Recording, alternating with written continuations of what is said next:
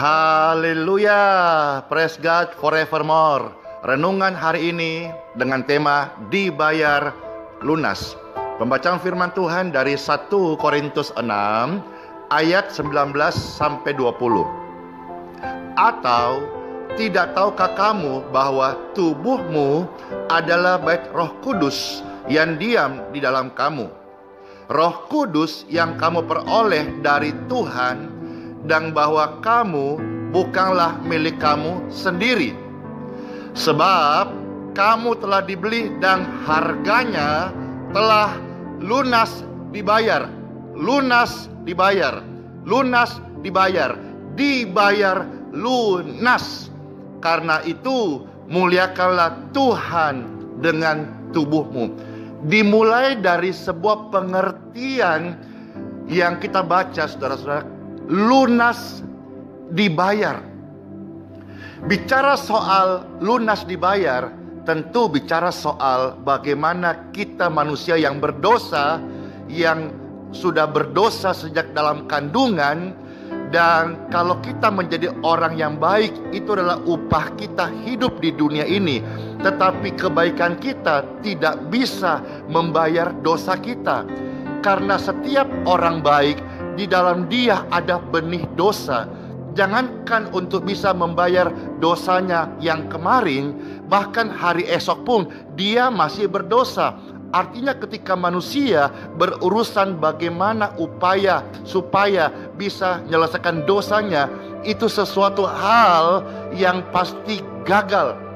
Maka diperlukan satu hal, yaitu Injil. Dan di dalam Injil ada kabar baik. Dan kabar baik itu adalah Yesus Kristus datang sebagai manusia. Dia adalah Tuhan pencipta langit dan bumi. Dia yang kudus, tidak bercacat, tidak bercela. Dia mau menanggung dosa-dosamu, sehingga dia yang kudus dan yang suci rela dijatuhkan hukuman di kayu salib, disiksa, bilurnya tertumpah, darahnya mengalir, bahkan dia dipaku di kayu salib. Yang benar, yang suci, yang berkenan di hadapan Bapa, rela menanggung dosamu dan dosaku. Dan di kayu salib Tuhan Yesus berkata, tetelestai, it finished, sudah selesai. Yang selesai adalah dosamu dan dosaku sudah lunas dibayar. Kata lunas dibayar ini clear, selesai. Artinya semua dosa clear, dibayar lunas. Sehingga Tuhan Yesus tidak perlu mati digantung di salib berkali-kali untuk membayar dosamu dan dosaku. Kalau saudara percaya, dosa hewan saja dalam cerita perjanjian lama, satu kali tertumpah darah hewan itu bisa merefill 1 tahun dosa orang Israel. Kalau darah hewan saja bisa merefill 1 tahun dosa bangsa Israel. 1 tahun itu 365 hari. Dan kemungkinan besar dosa yang mereka perbuat 1 hari, tidak 1 kali. Bisa lebih daripada 1 kali. 1 kali tumpah saja darah hewan bisa membayar 1 tahun dosa bangsa Israel. Tidakkah saudara percaya Yesus adalah Tuhan dan dia berkata finish, dia berkata selesai? Itu artinya 1 kali darahnya yang kudus tertumpah, bukan 1 kali, bukan 1 tahun. Kalau darah hewan saja, saudara-saudara percaya, mengkhotbahkan, meyakini orang Israel sangat mengimani bisa menutup dosa 1 tahun. Ini adalah kebenaran, dan kebenaran ini akan membuat iblis terinjak, tergeser, dan keluar daripada setiap dakwaan-dakwaan di dalam hati manusia, khususnya orang-orang yang sudah percaya. Kebenaran ini berkata, darah Tuhan Yesus tertumpah di bukit Golgota sudah membayar lunas dosamu. Haleluya. Saudara, izinkan saya berikan saudara ilustrasi. Katakanlah saudara memiliki 2 orang sahabat, dan suatu hari saudara-saudara ini butuh keuangan dan saudara-saudara butuh disupport keuangan. Akhirnya saudara meminjam kepada sahabat yang pertama, katakanlah sebuah nilai 100 juta rupiah. Dan dalam tempo tertentu Anda berjanji untuk mengembalikan. Nah, tibalah saat Anda jatuh tempo mengembalikan, ternyata saudara yang meminjam belum memiliki uang untuk membayarnya. Maka saudara, di dalam hati nuranimu pasti ada perasaan tertuduh. Saudara pasti nggak mungkin menelpon dan berkata, "Bro, apa kabar? Ngopi yuk." Pasti nggak, karena ada perasaan malu. Nah, katakanlah tidak sengaja saudara berjumpa, berpapasan di tengah jalan, pasti raut wajah saudara-saudara pasti agak tertunduk malu. Kalaupun harus berbicara, engkau akan berkata, bro, maaf ya, saya belum sempat hubungi, nanti ya, tolong kasih waktu ya." Pasti tidak joy, pasti ada perasaan tertuduh. Padahal mungkin yang memiliki uang juga biasa saja. Nah, perasaan tertuduh inilah yang sering kali iblis untuk bermain.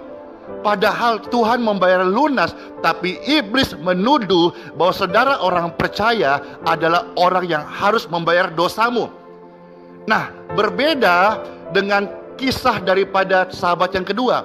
Ketika dia mendengar bahwa Anda memiliki utang kepada sahabat yang pertama, maka dia mendatangi dan berkata, "Berapa utang sahabat kita?" 100 juta rupiah. "Saya kasih lebih, dan ini 1 miliar. Pastikan hutang-hutangnya semuanya lunas. Hitung dari awal sampai selesai. Berapa? 1 miliar cukup? Cukup. Ini saya kasih 1 miliar. Lunas." Saudara, darah Tuhan Yesus Kristus bukan hanya 1 miliar. Darahnya tidak ternilai harganya, saudara-saudara. Nah, masalahnya adalah orang yang membayar hutang ini, dia memiliki karyawan 2 orang. Katakanlah si messenger, si pembawa pesan. Yang pertama disuruh menyampaikan, maka dia datang menyampaikan pesan yang tidak bulat. Dengan berita, "Pak, saya disuruh oleh bos saya beritahu Anda bahwa utangmu tadi ada dibayar." Maka Anda tentu akan berkata, "Oh gitu ya, puji Tuhan, dibayar berapa ya?" Lalu si messenger pertama berkata, "Kalau masalah jumlah dibayar berapa, saya tidak tahu, tapi tadi ada dibayar, demikianlah pesannya." Maka Anda berkata, Oke, makasih ya, sampaikan terima kasih ya." Ya, lalu Anda mulai berpikir, "Ya, terima kasih dibantu, nanti sisanya saya akan upayakan, saya akan coba cari, saya akan coba usaha ketemu dan beri waktu lagi, atau saya akan coba mencicilnya sampai di mana saya bisa selesai, baru saya merasa lega." "Oh, terima kasih." Sahabat yang kedua sudah tadi ada membayar begitu.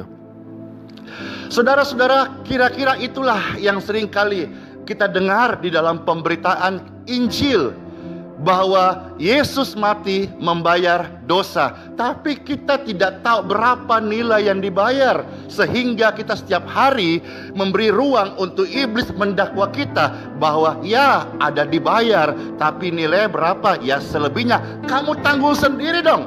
Kamu yang hidup, kamu yang manusia, kira-kira begitu. Nah, berbeda saudara-saudara ketika si bos ini menyuruh messenger yang kedua, yang dia betul-betul memahami apa yang diberikan message oleh bosnya. Lalu dia datang kepada Anda dengan berkata begini, "Damai sejahtera bagimu. Saya membawa pesan dari bos saya bahwa hutang Anda yang 100 juta sudah dibayar lunas." Glory to God, haleluya. Bahkan bos saya memberikan 1 miliar untuk make sure utang Anda yang lama, kalau ada bunganya dan semuanya, dibayar lunas, sehingga Anda tidak berhutang lagi. Anda cukup berkata terima kasih kepada bos saya. Itu sudah cukup, karena bos saya sangat mengasihi Anda. Bahkan Anda tidak perlu berbuat apa-apa. Kalaupun mau berkata terima kasih, ucapkanlah terima kasih saja. maka seluruh organ tubuh ini akan tahu bagaimana berekspresi terima kasih, akan tahu bagaimana ekspresi, mungkin bisa menangis, mungkin bisa angkat tangan berkata, praise God forevermore, haleluya. Kenapa saudaraku?